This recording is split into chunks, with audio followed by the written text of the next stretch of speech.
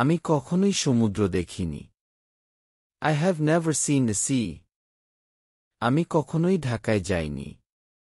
I have never been to Dhaka. আমি কখনোই রাতের খাবার বাদ দিই না। I never skip dinner. তুমি কখনোই আমার কথা শোনো না।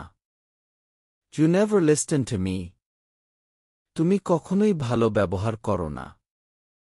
You never behave well. আমি কখনোই তাকে ভুলিনি। I have never forgotten him. সে কখনোই সত্য কথা বলে না।